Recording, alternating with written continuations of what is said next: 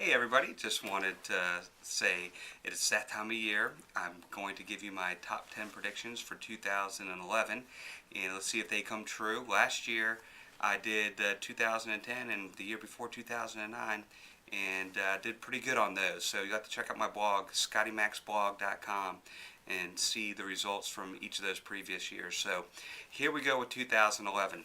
As we go into 2011, short sales continue to be difficult, and with the banks changing the rules as the game gets played, it's making it more difficult for agents to get transactions through. The banks are countering the contracts. They're putting in unrealistic settlement dates of anywhere from 2 to 7 days from approval to close, and as we know, it takes 10 days now to close a loan with HVCC and getting appraisers out there. So short sales are going to remain difficult in 2011. I also believe that the banks, in order to combat this distraction that we're having in the market with short sales, would be to train the people they have or hire people who are familiar with the sales process and what it entails to get a property from approval to settlement. In addition to that, we're seeing great demand here locally for housing prices. Houses continue to sell. We've remained steady all year after the home buyer tax credit and into December. So what that means is, with the limited supply and continued demand, that we're going to see some pricing increases throughout our region. And again, it's a local market, as NAR says, but we believe here locally that it's even a hyper-local market. So you might have some neighborhoods who see tremendous increases in value and others that may drop down, but overall I think we're going to see housing prices increase once again. In conjunction with the housing price increase and the demand is the interest rates. Interest rates are phenomenal right now. They're still at near record lows, generational lows, and everything's going really good with interest rates. I do believe that they are going to stay below 5.5% through 2011. We probably won't start seeing an increase in rates until mid-2012 and into 2013. So we'll see how that impacts the business as well. In conjunction with interest rates, the short sales that I mentioned, the business is truly becoming specialized, and as such, the consumer demands more from their agent, and agents are going to need to get educated more to stay on top of their game. And a lot of cases, agents just don't want to do that, and we're going to see additional agents dropping out of the business. So that's another one of the predictions I have. This year we saw a decrease in agent count. Again, we're going to see it in 2011. In conjunction with the reduced agent count is offices are going to continue to close.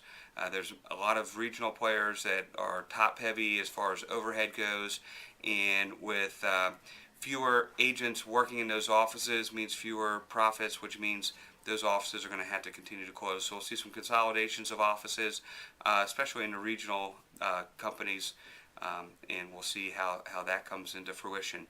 The other thing is, much like I'm doing now, the consumer likes videos, and agents like videos, and we're going to see more videos coming in to our business and more opportunities for that. You see the flip commercials on TV all the time now.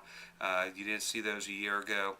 The big trend last year and the year before were social media, and I think that in conjunction with social media, we're going to have the videos coming into play. We have a very strong rental market here in Northern Virginia.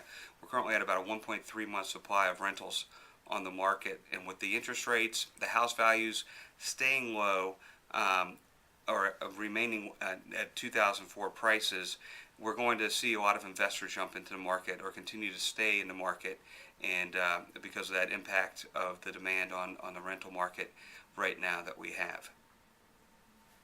Continuing on with number 9 of the top 10 for 2011, I'm going to predict that we're going to see that we're going to have great unemployment numbers here in Northern Virginia through 2011. We'll see what happens in 2012, especially if the government does cut back 10% per year on the procurement dollars spent, because Northern Virginia relies heavily on procurement dollars of the federal government. So I think that right now we're at 4.8% in unemployment in Northern Virginia.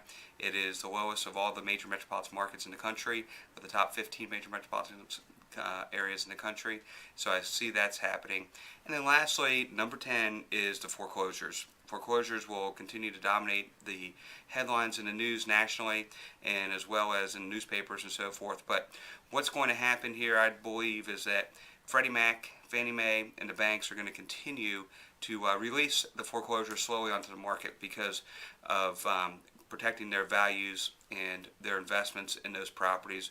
They don't want to do a major download dump onto the market and force prices down lower. So there you have it, my top 10 for 2010. Hopefully these are going to come to fruition. And again, if you want to see what my other predictions were in previous years, it is ScottyMaxBlog.com. And again, Scott MacDonald Remax Gateway, 703-652-5777, or scottmacdonald@remax.net. Have a great year, everybody.